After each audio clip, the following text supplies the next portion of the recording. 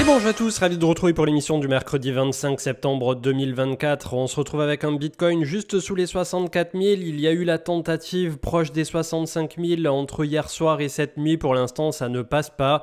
On espère tous, bien entendu, à seulement quelques jours de ce mois d'octobre qui est en général favorable pour le marché crypto, que ça va aller en notre faveur. En tout cas, pour l'instant, on est vraiment sur une zone de pivot autour de 65 000 $.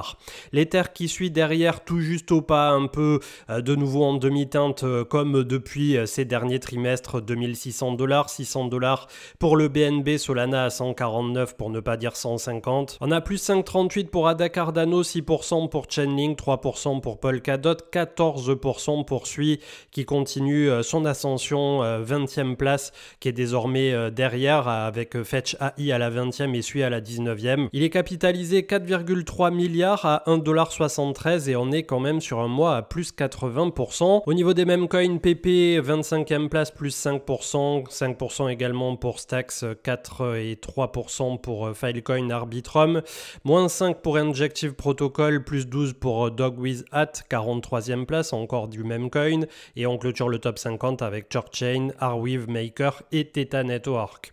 La map de liquidité, donc comme vous le voyez, c'est vraiment les 65 000 qu'il faut faire tomber pour partir en direction des 68 à 70, et ensuite je pense que ça va coincer un petit peu aussi entre 70 et 72, puis par la suite voilà, on part vraiment à l'assaut de l'ATH avec le gros bloc à faire tomber entre 74 et 82 000 $. Quand on regarde le Scalpex Index en 4 heures, on voit à quel point cette zone à l'approche des 65 000 est très importante. Donc est-ce qu'on va se faire repousser de nouveau, repartir un peu plus bas pour s'appuyer, ou est-ce que ça y est, cette fois-ci est la bonne pour ce mois d'octobre? En tout cas, on croise tous les doigts. J'avais oublié de le préciser vendredi dernier, mais c'était le fameux quadruple witching day où on a 3-4 fois par an toutes les positions comme ça à levier futur options qui sont débouclées. Donc peut-être que aussi à court terme ça nous permettrait d'avoir un mouvement un peu plus organique. Le Crypto Fear and Greed pour sa part à 59, pas très loin de repasser de la zone neutre vers l'euphorie, mais pour l'instant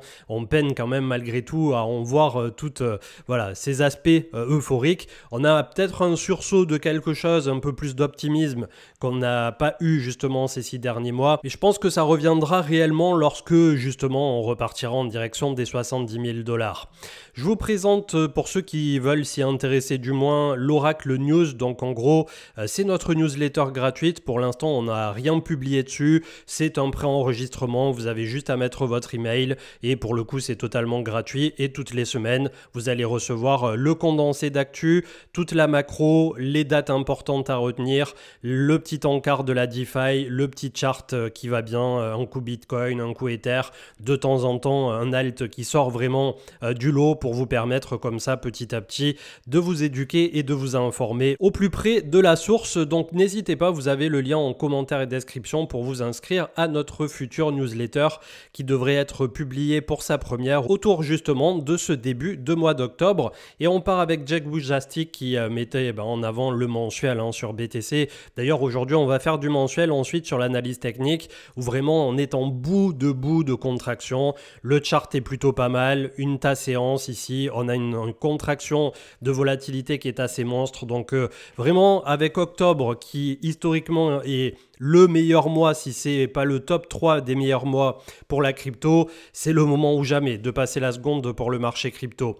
Celui qui avait été mis en avant, mais comme je disais, j'étais plutôt en train de faire mes recherches autour du 17 septembre à 1,18 $ qui aujourd'hui approche le 1,80 $. Donc les réseaux sociaux avaient raison d'être bulles ces dernières semaines sur Sui. Je sais qu'il y a beaucoup de gens là aussi qui supportent, d'autres qui disent oui bon c'est un énième projet avec un peu de hype. Après voilà, comme d'habitude je suis pas là, et c'est exactement ce qu'on disait lors du live par rapport à Tao. Du moment que vous êtes sur un altcoin comme ça qui fait une belle performance, le but c'est d'en retirer quelque chose bien entendu. Après là d'un point de vue fondamental, je suis encore en train de faire mes devoirs, donc je n'en ai pas en portefeuille, mais comme je le précisais dans ce post, c'est toujours intéressant quand bien même vous ne prenez pas un investissement ou un trade de faire l'exercice mental pour vous projeter sur ce qui est porteur, ce qui est pas porteur, sur des charts graphiques qui peuvent vous par la suite alimenter justement quand vous revoyez régulièrement passer les mêmes choses et ça vous aide dans votre prise de décision le jour où justement vous vous mettez en position pour des alts que vous avez choisis en votre âme et conscience. Marathon digital avec Jake toujours qui pourrait franchir donc le gros du volume profile ici. Je pense plutôt que par la suite ça sera autour de 20 et quelques dollars que ça se libérera totalement et les minières qui ces derniers mois ont été vraiment extrêmement décevantes. J'en ai en portefeuille et pour le coup c'est encore un peu dans le rouge. On a donc le BTC qui aux portes de ces fameux 65 000 pour l'instant ne passe pas et ce qui serait le top c'est que ce franchissement se fasse au cours de la nuit quand les États-Unis, l'Europe sont endormis, une belle session asiatique avec beaucoup de force, on vient chercher le short squeeze et le lendemain matin la plupart des opérateurs ne peuvent que constater justement cette envolée à 65, 66, 68 et normalement ça devrait alimenter un mouvement. En tout cas pour l'instant ça n'est pas passé mais je croise les doigts bien entendu comme vous tous pour que enfin on soit aux portes de quelque chose et qu'on reparte pas une énième fois en direction voilà, d'un peu plus bas, ça serait un peu chiant à force. On a Grégory Raymond qui disait que c'est désormais officiel, le géant Kraken a racheté le broker néerlandais bcmtoday.com. Cet acteur enregistré PSAN aux Pays-Bas mais également en France depuis juin 2024 sera donc le cheval de Troie réglementaire pour Kraken afin de s'installer officiellement en Europe. Je vous posais la question de quelle était votre troisième position ou du moins votre podium, votre top 3 crypto pour ce cycle et pour ma part c'est Bitcoin, Ether et aujourd'hui vu que le prix de AAV est remonté, AAV représente la troisième plus grosse position dans mon portefeuille crypto. Donc n'hésitez pas là aussi à nous dire en commentaire quel est pour vous votre top 3 absolu pour ce cycle sur lequel on s'assoit sur ses mains et on continue d'observer jusqu'à ce qu'on estime que la hausse est suffisamment frénétique pour commencer à prendre des gros profits. Tesla qui continue à bien se porter, hier on a clôturé à 254 je crois, donc il était autour de 249 au moment de la publication. J'ai eu un peu de chance peut-être ou voilà au moment où les réseaux sociaux étaient excessivement pessimistes à l'égard de Tesla. J'ai pas eu le point bas parfait puisque juste avant ça, quand on regarde sur un an, on avait eu 120, 110 dollars, quelque chose dans ces eaux-là. Mais en tout cas, quand on a eu la réciproque baissière il y a 6 mois autour de 177, j'ai payé pour ma part et donc voilà, aujourd'hui on a quand même un Tesla qui est relativement fort. Après, peut-être que ça va pas durer comme d'habitude sur les réseaux sociaux. On lit tout et n'importe quoi, donc c'est difficile de se faire un avis. Et d'un point de vue complètement personnel, le fait que Elon Musk aussi soit beaucoup maintenant dans la réaction comme ça sur les réseaux sociaux, dans la politique aussi, il l'était déjà avant mais ça se voyait beaucoup moins et on est un peu dans un personnage qui est imprévisible et ça me fait un peu peur pour la suite, mais bon c'est pas pour autant que je vais me séparer aujourd'hui de mes actions Tesla, mais c'est un truc qui me laisse un peu moins serein quant à cet investissement par rapport à avant. On a la Chine qui prévoit donc de la liquidité, une détente de 500 milliards de yuan. Donc ça fait pas une somme mirobolante quand on convertit en euros ou en dollars. Je crois hier avoir fait sur ma petite calculette le calcul justement où on était à 4 milliards à peu près de dollars, peut-être 5. Mais voilà, ça fait pas dans l'océan de la finance traditionnelle un truc rocambolesque, contrairement aux milliers de milliards, voire dizaines de milliers de milliards qui ont été imprimés par les États-Unis au moment du crack Covid. Vous voyez un peu le delta. Matthew Siegel qui met en avant que malgré le sentiment extrêmement pessimiste à court terme sur Ethereum, on continue d'avoir énormément de traction sur la première blockchain, on va dire de smart contract qui existe aujourd'hui. Quand on fait aussi le cumul des layers 2 ou de tout ce qui va bien, et bien voilà, on a quand même une superbe galaxie autour de Ethereum. Après, est-ce que Ether en tant que tel continuera d'être pricé positivement? Voilà, on a traversé quand même pas mal de points noueux ces derniers trimestres et j'espère comme vous tous bien entendu qu'on aura une alt season dont Ether profitera. Vous avez probablement dû apercevoir aussi l'analyse technique sur Ether et la semaine dernière c'était celle sur Bitcoin qui était un peu plus formelle, un peu plus corporate et typiquement c'est ce que vous retrouverez au niveau de l'encart analyse technique dans la newsletter gratuite toutes les semaines, ce que vous retrouverez donc voilà en clair. Donc j'espère que ça vous plaît.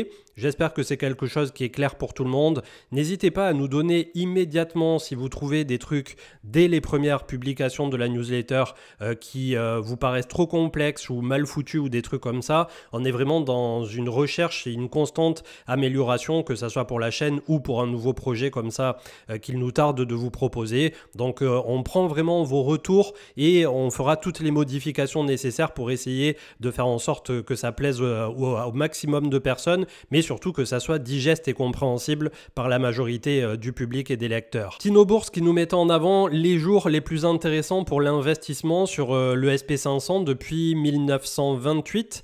Les lundis ont été positifs moins de 50% du temps et à contrario, un taux de réussite avec les mercredis, vendredis qui était plutôt à hauteur de 54% et qui génère des rendements annualisés allant jusqu'à 19,4% pour les mercredis en particulier. Donc le début de semaine qui finalement est toujours un peu complexe pour les marchés où ils ne savent pas vraiment dans quel sens justement ça va partir en sortie du week-end. Loris Daillot qui nous met en avant Ferrari avec son ticker qui s'appelle Race, donc très très belle envolée depuis 2020 où on a fait un x3 quasiment. Donc contrairement à bon nombre de constructeurs européens et notamment Volkswagen en ce moment qui est un peu dans la sauce et en perte de vitesse, eh bien on a des groupes comme ça qui fonctionnent très très bien et qui pour ceux qui aiment le cheval cabré représentent quand même pour l'industrie automobile un incontournable iconique. On terminera avec Crypto Goku et Marcus Thielen qui était cité, donc il est responsable chez DX Research et il disait que le pic des précédents bullruns était entre octobre et mars justement et qu'ils s'attendent à une cassure majeure au quatrième trimestre 2024. Ça tombe bien puisque je pense qu'aujourd'hui c'est ce que tout le monde espère. Après, à partir du moment où tout le monde regarde dans une direction, j'espère qu'on va pas tous se faire punir.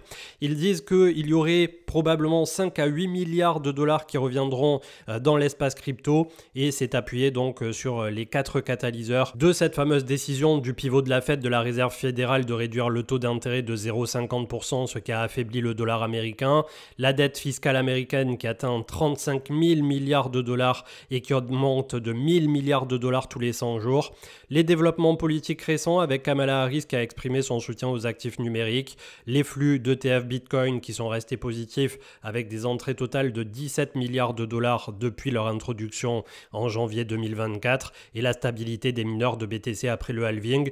Donc voilà, est-ce que on aura totalement coché toutes les cases du bingo? Ça va probablement aussi se faire au moment où peut-être on aura un président qui rassurera ou non les marchés. Après, on en avait discuté je crois 15 jours en arrière. Pour bon nombre de participants TradFi, il y en a beaucoup qui pensent que c'est un peu un non-événement, peu importe qui sera élu aux États-Unis, puisque ça reste des promesses de campagne, que ça reste un dragage électoral au niveau de la crypto. Et le simple fait qu'aujourd'hui, Kamala Harris, alors que sous l'administration Biden, il n'y a rien eu du tout qui a été fait pour les cryptos, disent oui, finalement, on est quand même assez pour, alors que c'est tout l'inverse qui a été fait lors du dernier mandat. Voilà, ça laisse quand même se poser pas mal de questions et finalement c'est exactement pareil du côté de Donald Trump où on ne sait pas trop sur quel pied danser, si ce n'est que malgré tout je suppose on serait un tout petit peu mieux entre guillemets si c'était Donald Trump que Kamala, en tout cas au vu des informations qu'on a à ce jour et loin de moi l'idée de faire de la politique bien entendu. Le USDC USDT donc au niveau de la stablecoin dominance qui retrace depuis un mois et demi à peu près, bientôt 2 mois, on va voir ce que ça va donner là aussi. Sur l'automne, on veut vraiment que cet indicateur baisse beaucoup pour avoir de la liquidité qui revient sur le marché crypto et on a un marché crypto total qui aujourd'hui est autour de 2200 milliards. C'est la zone de démarcation qui nous sépare d'une accélération vers les 2445 et ensuite vers l'ATH où nous attendent les 3000 milliards à ce jour. Le crypto total 2 des altcoins qui a stabilisé pendant 2 mois autour de la moyenne mobile à 20 mois et à 50 d'ailleurs qui sont tout autour de 725 milliards. Là aussi, on est sur le pas de tir pour quelque chose, mais on peut constater en mensuel que finalement, on est plus en perte de vitesse. Donc, c'est là où quand on regarde en journalier, hebdomadaire, mensuel, trimestriel, on peut avoir des signaux qui sont assez contraires parfois. Et c'est pour ça qu'il va falloir vraiment voir ce qui se passe entre ce mois d'octobre qui arrive ici très vite dans quelques jours et ensuite ce fameux pivot autour de novembre quand on aura enfin la décision pour le président des États-Unis, tout en ayant bien en tête qu'aujourd'hui, c'est plus le rythme de la Fed, les publications de la Fed. Par exemple, vendredi, il y a le PCE pour l'inflation. Voilà, c'est ça qui va rythmer finalement un peu le souffle du marché dans un sens ou dans l'autre. Et le président, ça pourrait être la petite cerise ou non sur le gâteau, mais c'est pas ça qui va complètement faire bouger le marché dans un sens ou dans l'autre. Ils l'ont déjà très largement pricé. On a le BTC en futur CME qui est à 64 000. Quand on regarde en mensuel, on ne peut pas faire plus cadenassé comme contraction et plus bull flag entre guillemets. Donc espérons qu'on en trouve la résolution et qu'on parte en direction cet automne, fin d'année, en direction des fameux 80, 90 000, 100 000 $ et plus. En tout cas, pour l'instant, on est au bon endroit au bon moment, comme on disait la dernière fois. La Bitcoin dominance qui est toujours relativement haute, mais qui petit à petit pourrait à terme lâcher là aussi du mou. En tout cas, je l'espère qu'on aura une belle alt season. C'est un cycle qui est un peu particulier pour l'instant, mais qui ressemble malgré tout au cycle précédent. Ether, pour sa part, dans une magnifique séance en construction aussi. Moyenne mobile 50 mois qui a été touchée à 2 reprises à 2100, 2150. Moyenne mobile 20 mois qui a été reprise autour de 2425 à peu près, 450. Quand on regarde en mensuel comme ça, c'est difficile de voir exactement, mais on est dans ces eaux-là, entre 2004 et 2450. Donc c'est le moment d'activer et c'est le moment de ne pas vraiment laisser de nouveau la main aux vendeurs parce que vraiment on a du retard aussi sur le SP500 et quand on regarde le marché américain qui continue d'empiler des bougies, voilà, des nouveaux points hauts et tout se passe bien là-bas, on a envie aussi en mensuel que le marché crypto nous imprime les mêmes bougies du côté de BTC qui laguent tout ce temps. Et comme vous le savez, à chaque fois qu'on se prend un coup sur le casque du côté du SP500, eh bien le marché crypto suit immédiatement. Or, quand on a des grosses sessions haussières au marché US, le marché crypto ne suit pas. Donc, c'est une corrélation qui est extrêmement négative, qui est défavorable pour nous. Mais voilà, qu'il va falloir au bout d'un moment recoller un peu ce train pour espérer rallier des targets beaucoup plus hautes. Le gold pour sa part qui continue aussi de se comporter presque, j'allais dire comme un shitcoin, mais non, comme ce qu'il devait être. Hein. Donc c'est un truc dont on a discuté aussi depuis très longtemps et qui a été spoté par Bob Lucas en particulier. Il a vraiment suivi ça depuis 2-3 ans en disant il y aura un breakout plus tard du gold, il re-rentrera en bull run. C'était vraiment les prémices de quelque chose. Je crois que Peter Brandt aussi était plutôt pas mal aligné avec ça et on voit que les vieux de la vieille, ceux qui ont 60, 70, 80 ans parfois, qui ont traversé tous les âges, tous les temps sur la finance, ont quand même une vision, comme les appellent les gold bugs, qui malgré tout permet d'avoir un certain historique et en général sur ce type d'actifs, ils ne se trompent pas trop et effectivement là, ils ne se sont pas trompés pour le coup. On a le CW8 Amundi, le World, donc qui est autour de 525 € puisqu'on est sur la bourse Euronext ici. Pareil, les 3 dernières bougies sont un peu cheloues ici. On a vu la bougie de rattrapage bien entendu du 5 août du crack du yen carry trade qui avait été un flash en V-bottom un peu. Est-ce que pour l'instant on est en train de poser les choses pour aller chercher beaucoup plus haut et notamment via le SP500 qui est énormément pondéré dans cet indice. Donc on va voir ce que ça donnera là aussi sur le trimestre de fin d'année à compter d'octobre. Et on clôturera l'émission avec un petit clin d'œil à un altcoin que j'ai vu pas mal passer à nouveau sur les réseaux sociaux ces derniers jours, qui est bien capitalisé, qui est là depuis très longtemps, qui a une utilité réelle dans son propre écosystème, dont les oracles ont vraiment une importance toute particulière. Et d'ailleurs, retenez bien ce mot de l'oracle, ça pourrait avoir son importance aussi pour la suite et pour bon nombre d'autres choses. Mais c'est vrai que Chainlink, pour le coup, a défendu ici le point de sortie donc de son range qui a duré pendant quasiment un an ou deux, autour de 9,75 $ pour pas arrondir à 10 $. On est venu par 2 reprises backtester ici, donc désormais ce qu'on veut voir en hebdo, probablement que c'est déjà en train d'apparaître, c'est la petite consolidation qu'il est en train de faire et ensuite on pourra se relancer dans un premier temps en direction des 23 $ où c'était le point haut de mars 2024 et on a un ATH à ce jour qui est autour de 53 $ pour Chainlink. Je vous souhaite une excellente journée, pensez à aller vous inscrire sur la newsletter gratuite pour ce fameux l'Oracle News et il nous tarde de vous présenter tout ce qui en découlera derrière, mais ça arrive bien assez tôt d'ici cette fin d'année 2024. Bonne journée et à ce week-end. Ciao ciao.